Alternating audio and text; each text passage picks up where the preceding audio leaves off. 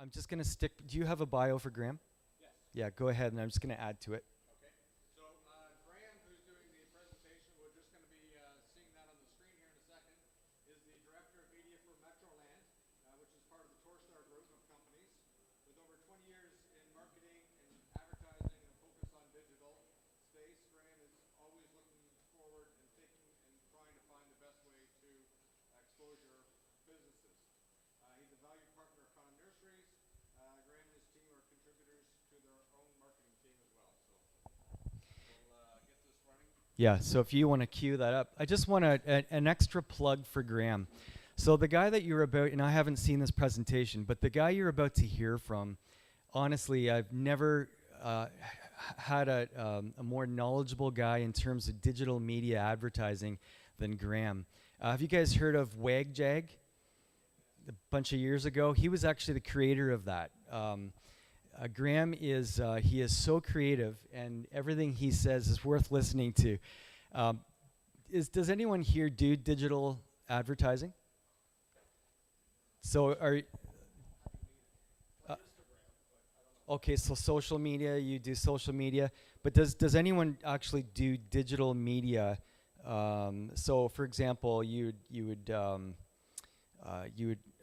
contextual advertising, contextual marketing, paying for words so that when customers type a tree up, then your ad pulls up, anything like that. So this guy is worth listening to. So behavioral targeting is something that we do quite a bit. It's actually a big part of our budget. And that's basically what you're doing is you're targeting people that are actually searching our industry or searching gardening or searching landscape contractor or anything like that.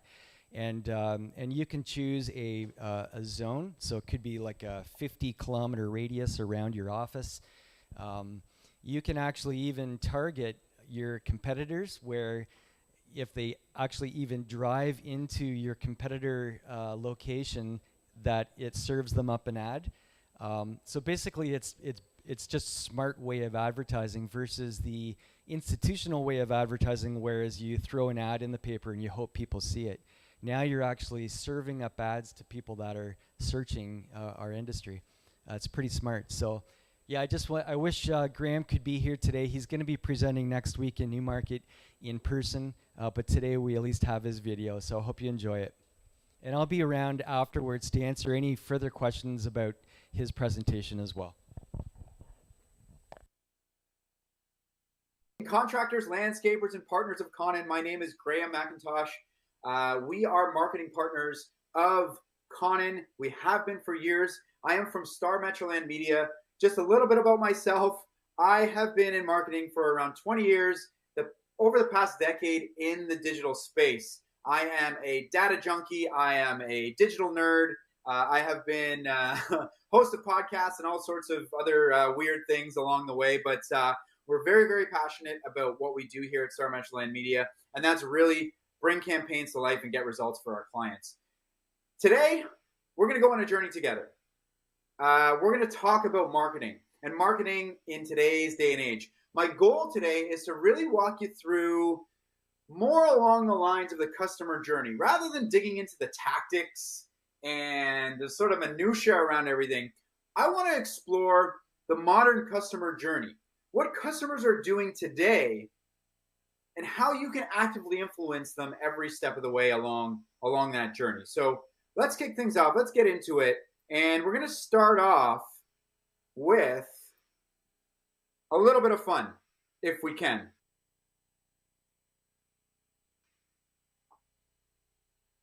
I mean, you can see that there, but what we're going to do, we're going to get the brains going. We're going to talk about brands. What I'm going to do is I'm going to show you some logos. These are big, big logos.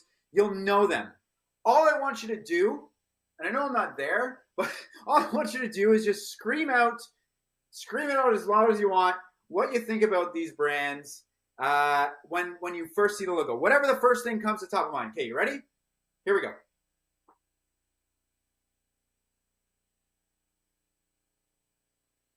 I don't know if everybody's done yelling, so I'm just going to click through. Hopefully it's not awkward for everybody. Just continue to scream out. Here we go. We're going to do the next one. sure we're having some different perceptions.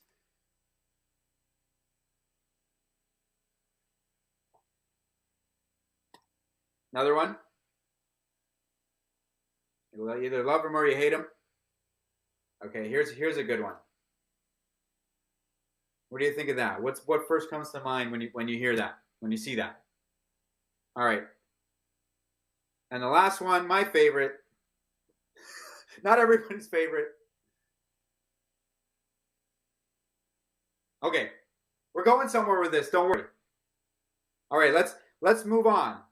Now, after having experienced that for yourself, we've all yelled out what we feel about those brands. I'm sure there was some conflicts of one person thinking one thing, one person thinking another thing. But the question I want you to ponder for yourself in your own business, if we were to do that in the local community around where you are, your potential customers, what would they yell about your brand? What is that brand perception?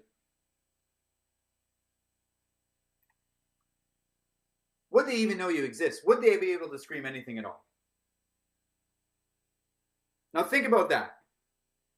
Because what that is in the marketing world is the brand awareness part of the customer journey. I'm going to hang out here for a little bit. I don't know if you guys have ever seen this or a version of this before, but what this is a depiction of is the modern customer journey. These little blocks here are the philosophical steps we take when we make a purchase of anything, when we acquire a service of anything. Now, people navigate this journey in all sorts of different ways, at all sorts of different times. They go at all sorts of different speeds. What you need to understand is how your customers are navigating this. And what I'm going to do today is I'm going to go through a mock journey of mine to acquire a landscaper and the steps that I would be taking to do that, and showing you how I'm being actively influenced online, through friends, and across the web throughout that specific journey, ultimately arriving on getting a quote and purchasing a job from a landscaper themselves. What you need to also understand is that audience and who they are. All right, so what we just experienced there is the awareness and pre-awareness that we had for all of those brands. You might not be in the market for any of those products, but you all have a brand equity built. That is really going to be a huge springboard ahead to influence customers. So why does McDonald's always advertise? Why are all of these brands in your face all the time with beautiful imagery, painting themselves in a picture? Because they want to build that brand equity. Because the time you hit that red line there, your purchase intent trigger, they want to be in consideration. They want to have a good equity built for them. So before we talk about where we're going, let's talk about where we've been. We used to be able to sell our potential customers a lot more. They were reaching out. We were coming into their homes. They're arriving. They're calling to you more buyer ready. They're almost ready to buy. They've researched you. They know what you're all about. They've read your reviews. They're savvy. They're educated. They're comparing things. 89% of decisions are affected by marketing. 89%. We know that word of mouth is one of the best forms of advertising, and we're going to talk about how marketing enhances word of mouth as well. How you can get ahead of your competitors with with marketing in a smart way if we understand who our customers are and what that journey looks like. You guys reading that? Humans have a 7-second attention span. Goldfish have 8. My wife says mine is 4. 4 seconds tops. That's it. What this is trying to illustrate is that there's a lot of distractions out there today. It takes multiple touch points, multiple times getting your brand and getting that imagery in front of your potential customers to actively influence them. And there's a variety of different ways that you can do that. All right, let's go back to the funnel. Now let's talk about a mock journey that I'm about to embark on with you. I'm going to show you a depiction of what I would be doing when I'm acquiring a landscaper for my backyard. Now, before I embark on that journey, I know a few different landscapers in my area. And you know, I don't know a lot about them because I haven't really explored it at all. But I've heard, you know, some of my friends have dealt with some. I've seen trucks driving around that are really nice and shiny. They look like they're pretty good, but I really don't know a lot about them. It's not until I hit this purchase intent trigger, and this is happening probably for landscaping more now than ever. I'm looking at my backyard, the snow's gone. I'm like, oh my God, it looks like beep. And I need to do something about it. I've got a young family. I'm very busy. There's soccer, there's this, and I need someone to do this. So what do? I hit that blue box and I jump into research mode. And where do I go to research? To the internet. All right, follow me. This is what I think the internet looks like. It's just a bunch of crazy stuff, but it's got a lot of information. So the first part of what I'm going to do, where do I go to research? Where does everybody go to research? Go to Google. I don't know if you can see this, but my first search, once I hit that purchase intent trigger, I'm in the research stage. I don't know what's cool nowadays. Backyard trends 2022. My wife's doing a lot of this type of search as well because we're both in on it. She's looking at trends. I'm looking at trends. We're sharing stuff and going, hey, look at this. Hey, look at that. Oh, look, a pond. Here. We're looking at all this stuff. But when I go to Google, Google's job is to give me the most relevant articles and populate them to the top of that Google search. So as I do so, I click on the first one. I trust Google so much. So here I am. I'm clicking on this article. And now I'm led to an article, the biggest garden trends to embrace 2022. Now what you can start to see, you see Rick's garden guy there from Lawnworks. I'm already starting to be actively influenced. Now am I clicking on that ad and going and calling Rick right away? No, I'm in the research stage. I'm not ready to call anybody. I'm just looking at trends. But it's got a nice image. I'm already starting to resonate. This is called contextual advertising. You're putting your ads beside contextually relevant topics. And you can do this through keywords. And you can also make sure to do it through geography targeting as well. So you can see how I'm looking through this and I'm reading articles. So I spend a little bit of time in this research stage. Next, I'm like, okay, well, who are the landscapers around my area? So I Google landscapers near me. I want to check them out. So what I do is I start looking at their websites. But I'm not spending a lot of time. I'm just going, okay, who they are? Really look great looking websites from most of them. So I'm looking at them and looking at I'm not spending a lot of time. And if they're looking at their data, they can see that certain amount of users are spending a little bit of time and leaving. But as I go through this journey, I'll start to spend more time on these websites and doing other things and other activities. So we'll talk about that. But right now I'm just kind of opening up their digital doors and going, who are these guys? Oh yeah, it looks good. Good. So still in the research stage. Now I get some R&R time. I'm sitting back and I'm chilling, as the kids say. I don't know if the kids say chilling anymore. I think I'm getting old, but I go to Instagram and Facebook. So now what happens as I start to get landscaper ads all throughout my feed. Now, how this works is Facebook and Instagram, Meta, as Zuckerberg has been calling himself, they know everything about you. They know where you work, they know where you live. They know everything about you because you tell them. But then when you leave, they see that you're researching these different things. So you can actually put ads in front of people who are in the research stage and looking at these different types of things. And actually bucket them into specific areas to target them by geography and by these types of behaviors. So that's why I'm starting to see all of these ads. Then, you might see a recurring theme here. Kicking back, hanging out, I got some time, and I start to check out different websites like the Weather Network and NFL. I'm looking at different stores. I'm just cruising around. Now what happens is these websites that I visit, I'm getting followed by the ads basically everywhere I go. Remember back to that 7-second attention span thing? And stop me if you've heard this one. Have you ever been to a website and then you leave and that ad follows you everywhere? This is called retargeting. And it's very, very important because if you think about what I've just experienced is that I'm sort of qualifying myself by going to these websites and going, yeah, I'm somewhere in that funnel. You know, I might be close to the beginning, I might be closer to the end, but by putting ads in front of people who have been to your website already, it's very, very important to do so, to actively influence them. They say it takes 7 to 14 times. I'll repeat that again. 7 to 14 times to get your message in front of somebody to be able to actively influence them. So that's why you need to employ multiple tactics. And anybody that's qualified themselves and is researching on your website, you need to grab hold of those guys, those people. All right, journey's moving on a little bit more. Don't worry, I'm almost done. So now what happens is I'm moving into the consideration. I'm moving through the funnel. Now what I'm doing is I'm looking at best landscapers. I'm looking at reviews. I'm going into specific reviews and I'm reading what people are saying about this. It makes it very, very important to make sure that your reviews are squeaky clean.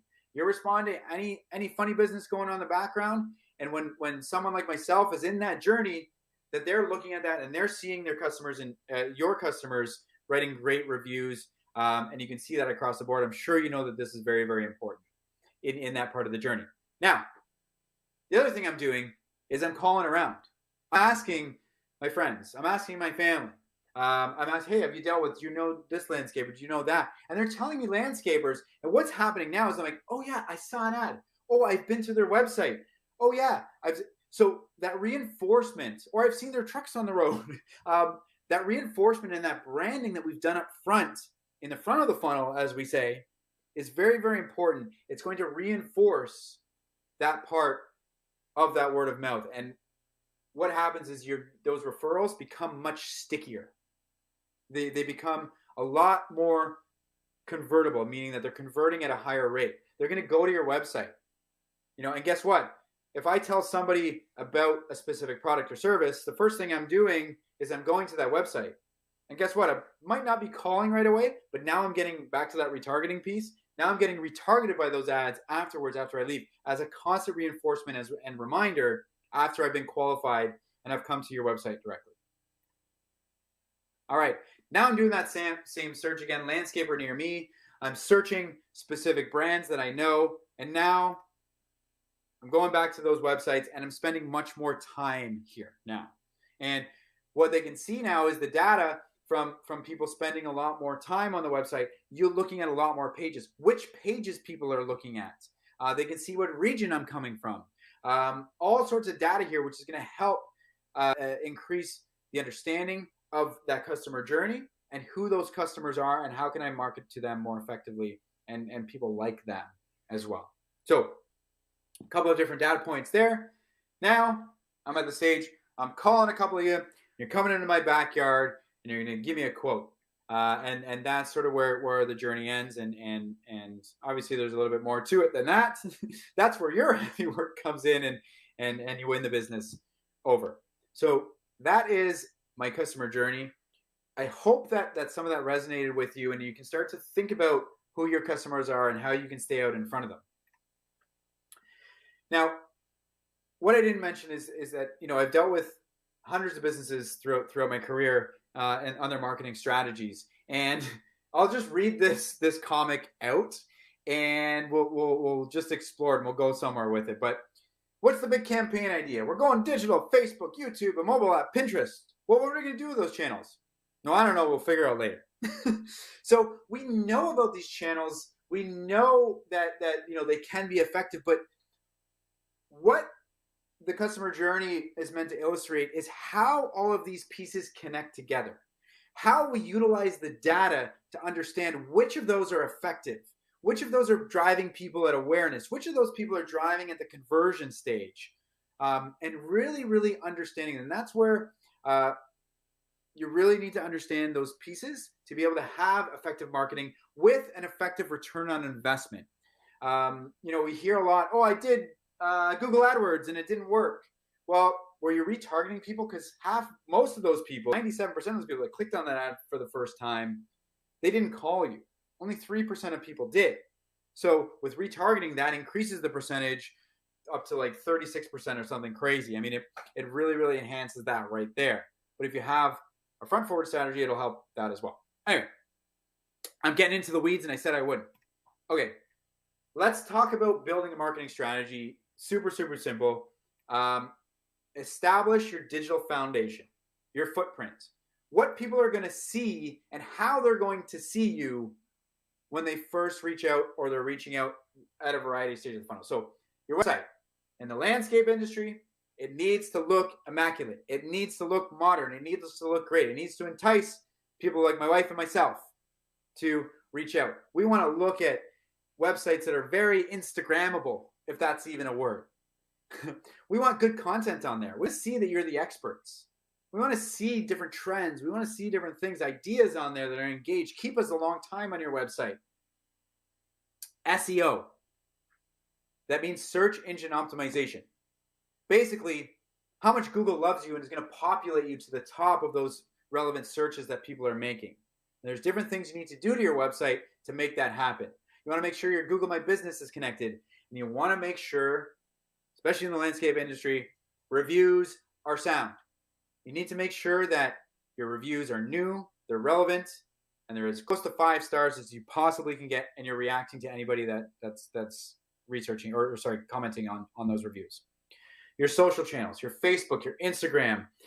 I don't know if any of you are doing the TikTok dances yet, but you want to make sure that those social channels are doing a few things. They've got great content positioning you as the experts and making sure that you look number one in your industry. And you can do a lot of different things with that. And we have strategies that we can talk about around that as well. You want to look at your customers. You want to look at your existing marketing channels and assess what's working and what's not. Use the data. Use the data from your website that you can see of how people are coming into your website. Are they clicking on your Google ads? Are they converting on those Google ads? Are they coming back as often as you want? Do you have growth in your website traffic? That's very, very important. Now, we work with a lot of partners. When we see website growth, traffic simply, that usually goes hand in hand with additional sales. It's a very, very simple metric, but something to look at. Build your buyer personas. Who are your customers? What type of content are they looking at? What type of media are they looking at? Are they looking at print? Are they looking at digital media? Are they looking at social media? Are they on Instagram? Where are those people living in? You can use different pieces of data to find out those pieces, but also your website data. Keep saying that, keep repeating myself on that, but it's a huge part. Okay, biggest part. Remember that slide we were talking about, the cartoon? What's the big idea? Define your goals and objectives. So important. What we call them are KPIs.